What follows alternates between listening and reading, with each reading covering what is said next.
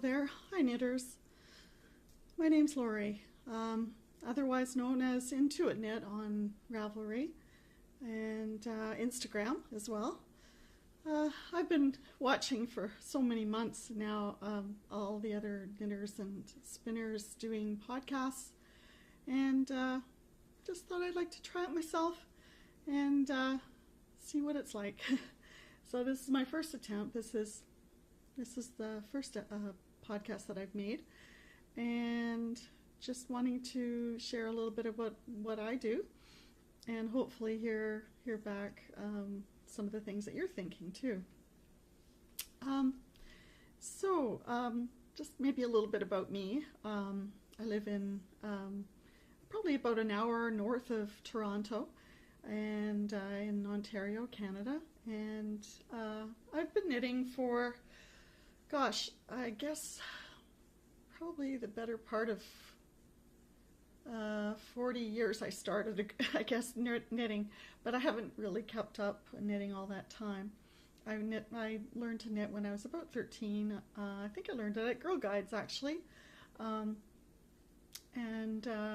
then took it up a later part of my life when I guess I had more time on my hands. I have 3 children, so that took a lot of my spare time, of course. And anyway, I went to art college in my 20s, and am a painter, pastel and oil. I have taken a sabbatical from painting lately and tend to focus more on fiber arts. So that's been kind of the way things have been going lately. So I thought I would just share with you a few things that I've been doing. Right now I'm having a cup of tea in my blue willow teapot my daughter gave me, which has great significance for me.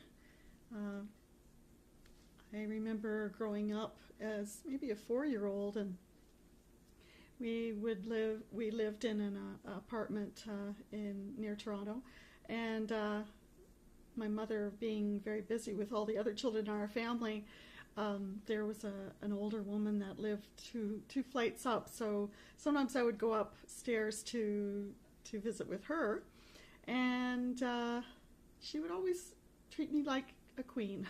She would make me sandwiches with the crusts cut off. She'd always serve me a little cup of tea that was in one of those blue willow cups, so I always thought myself to be very special because of that. So as you can imagine, all these years later, when I have my cup of tea, I think I'm a queen for a day. So some of the things that I've been doing lately, well, I wanted to share with you, and if you do follow me on Instagram, you'll see that I finished finally my Meyer Sweater. And so it's made completely out of Patton's Classic wool.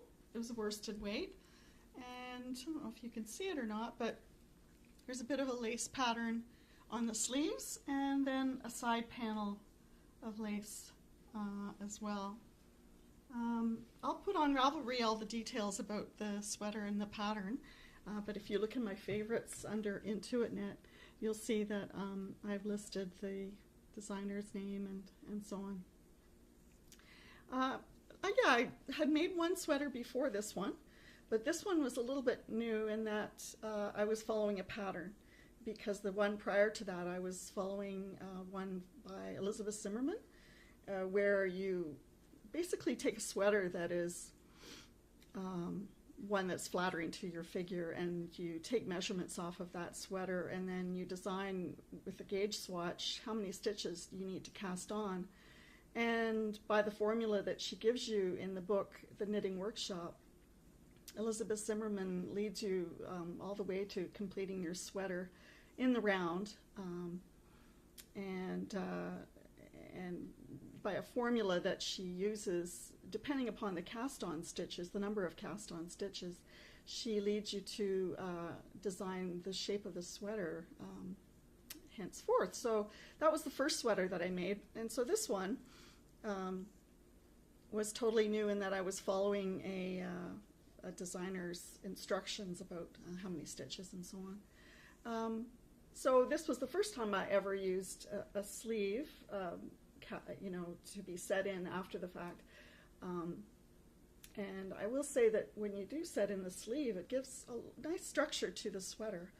So whilst I didn't really enjoy setting in the sweater and sewing it in, I can see that it has merit because, it does shape differently to your body and has a little bit more shape, that's for sure. So for this one, it was knit in the round for the body. And then, of course, you applied the button band after that with the buttons. And I guess the thing I learned from this sweater was follow the directions. People are designers for a reason. And because I came upon the button instructions for the buttonholes. And after I'd completed the first one, it seemed quite laborious. And I thought, I think I'm just going to do the yarn over or something to try to make the buttonhole. Well, it took a fair amount of fudging after the fact to get it the way I wanted it to be. So, lessons learned, Lori, follow the instructions. So that was the learning that I had.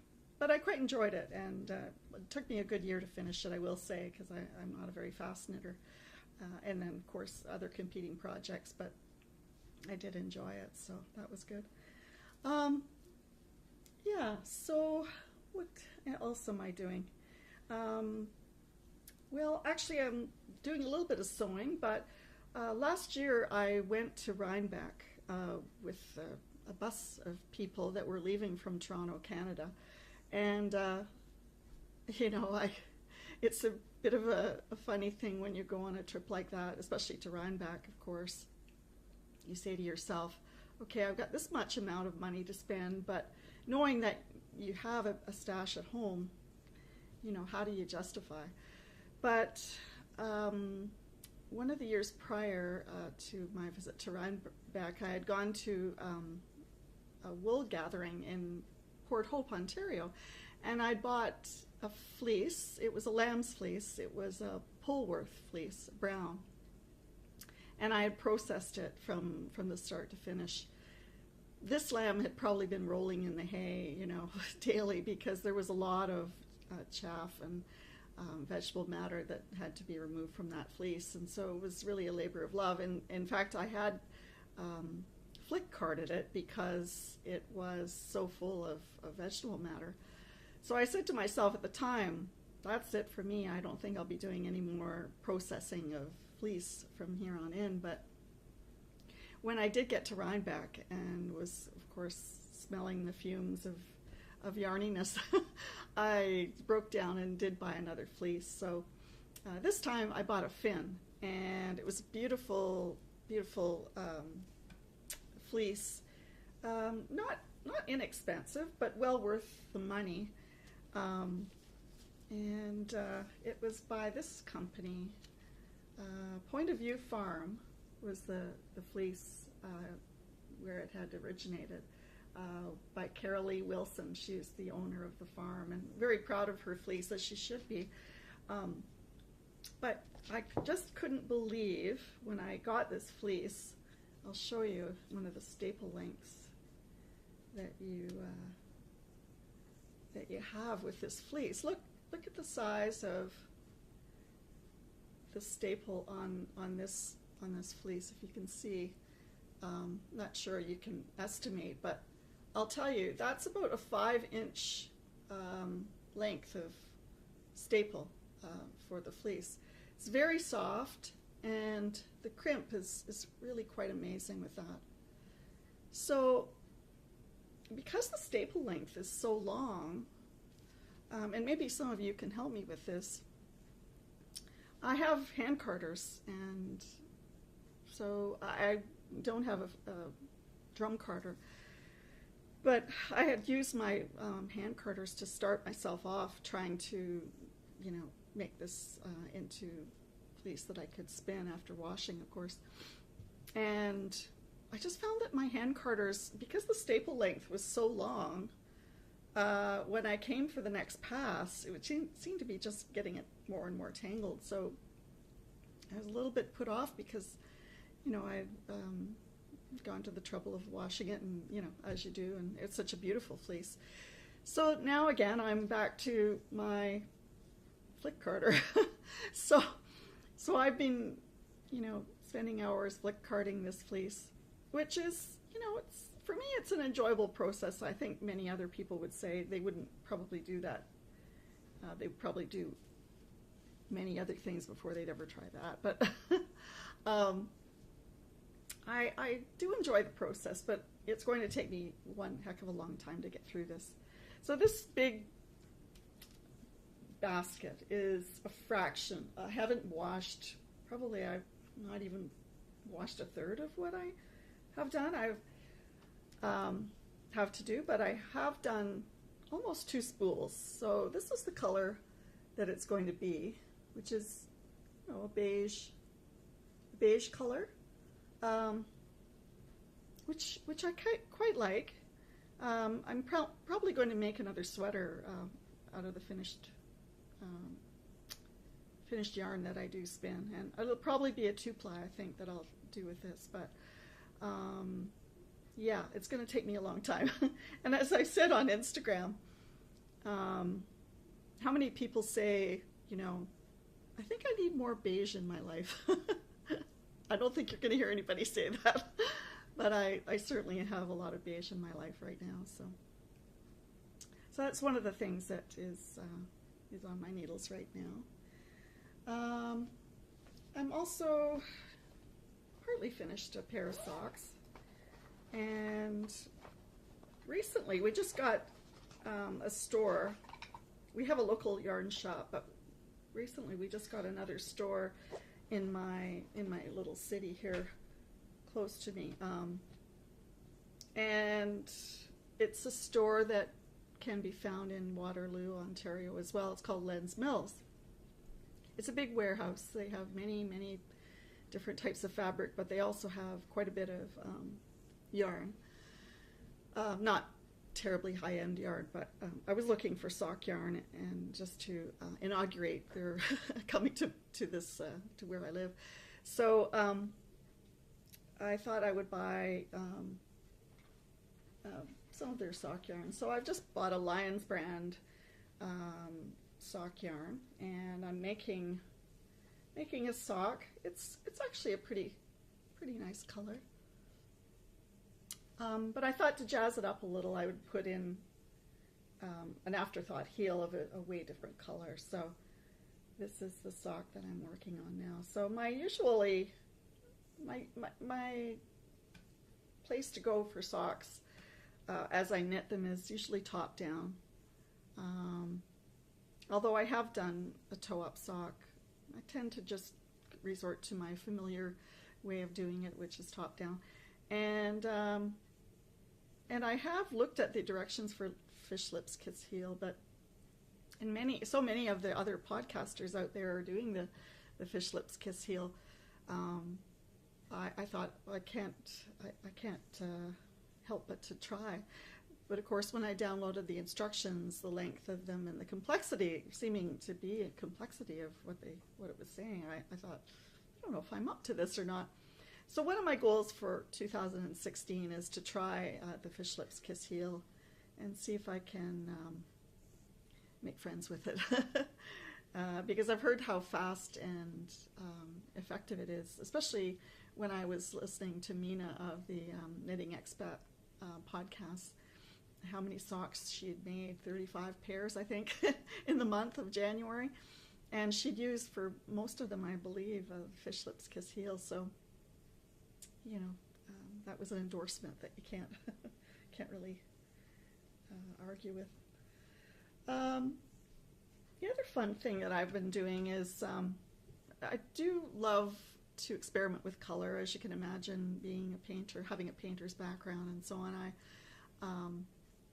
I do love to experiment with color, and I have done some dyeing of fleece and roving, to make my yarn.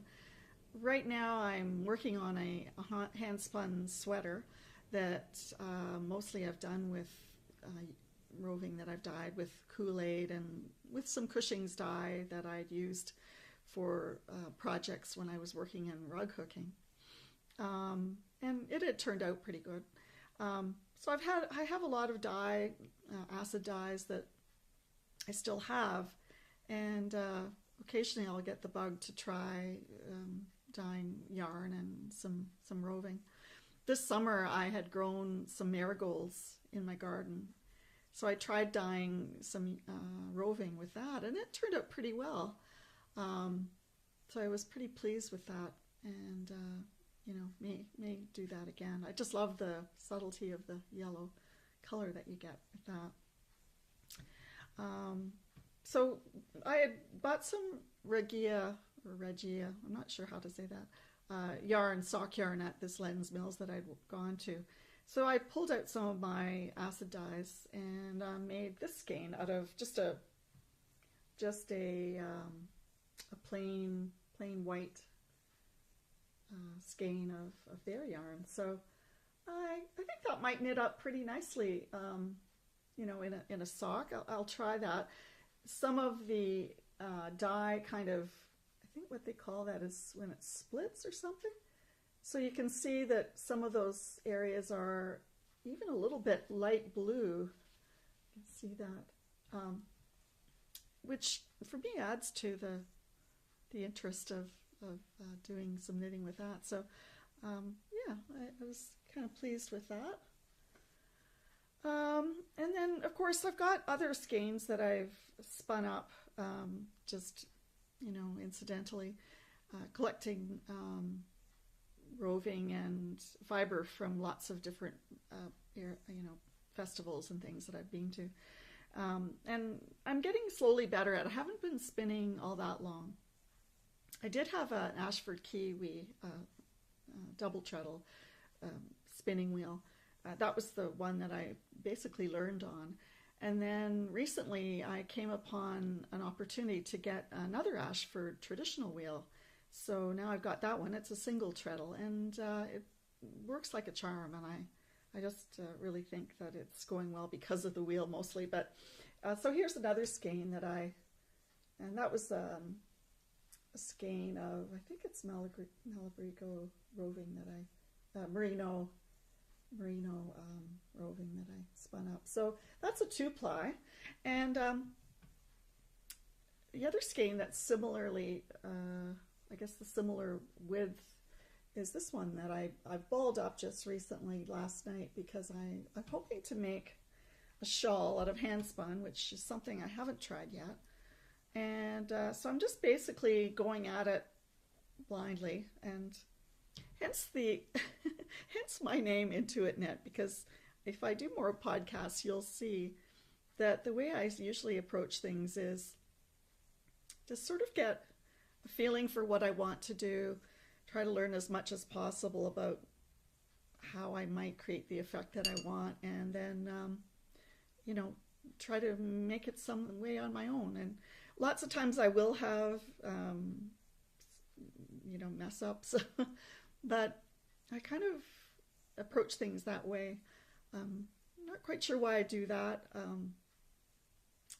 I'll probably talk a little bit more about why that might be in future podcasts, but being a painter and having gone to art college for drawing and painting, some of the best pieces that I've created have been as a result of some struggle. And in those times, you don't really exactly know what you're going to come out with, but you're fighting with the process, you're exploring the medium, and sometimes those are the best pieces that you can possibly produce. I always like, when I look at pieces of art, I appreciate the signs of struggle in creating it, and too much proficiency for me kind of makes me think of automation. So that's long-winded reasons why I would kind of go at things blindly, but there you have it. That's how I roll. So anyway, this is just the beginnings of a shawl that I'm making. So what I was planning to do is to use the hand spun at intervals in changing colors. So what I was hoping to do was to have these two yarns interchangeably used throughout the shawl, with a bit of stitch pattern to, you know, enliven it a bit, and hopefully make a shawl using my hand spun, because it's always nice to be able to use that yarn. Heaven knows I've got probably like 10 or 12 skeins that I have no destination for, and it feels a little bit like hoarding after a while if you keep on producing yarn with no plans. So I know that most of you know what I'm talking about when I talk about that. Okay, so this is a bag that I made some time back. It's actually a bit of in the same vein of not knowing exactly where you're heading. This is a bag that I made, and so far this is where my unfinished shawl is living. And what I did with this, because I had found this canvas in a local fabric store for quite a reasonable price, I thought, oh, I think I might just try to, you know, do some embroidery stitches that even of my own invention, just to make it a bag that's very unique. And as you can see, I'm not aiming for anything that you could ever find in nature necessarily, but yeah, it just sort of pleases that child part of me that, you know, I remember doing things as a kid that didn't have to necessarily make sense, but you ended up with something that you were quite pleased with. In fact, I remember one time, I must have been about, I don't know, 6 or 7 years old, and I think being an introvert, you do find things to do to satisfy those intentions of being insular in some way. But anyway, I remember sitting on the top of the stairs in the place that we lived, and what I was doing was that I was trying to make a necklace out of apple seeds. So living in a big family, you know, anytime somebody would finish an apple, I'd say, you know, can I have the seeds from that? And that was in the 60s. So that was when they used to wear love beads. But of course, we weren't going out to get any beads for me to make love beads at that point. So I made necklaces out of apple seeds and pieces of tied string and just anything I could gather to make my version of love beads. Anyway, yeah, a little bit of a tangent there. So we've been going for about 20, 25 minutes here. So what my hope is for the podcast is to just give you a little bit of information about what I'm up to, and perhaps from time to time what I will do is give you some of the examples of other creative interests that I've, you know, been into through the years. I'm a semi-retired person, and so now, being that I'm kind of an empty nester, I have more time to devote to some of the things that I may not have, you know, even 10, 20 years ago. So, yeah, it'll just be fun to share with you some of the things that I am thinking about and some of the things that I might want to revisit that I haven't done for a while. So maybe I'll share some of my paintings and some of my other textile crafts and things as we go. So I'm hoping that maybe, you know, if there's any interest on YouTube in this video, that I'll set up a Ravelry group. I may do it anyway. It'll just be called Intuitknit podcast, and see how we go from here. Yeah, I'm making some project bags, and maybe at some point we could even have a giveaway. I noticed that a lot of people are doing that, and yeah, it sounds like fun. So I hope you've enjoyed sitting with me and having a chat, and hope that you'll come back another time. Okay, bye for now.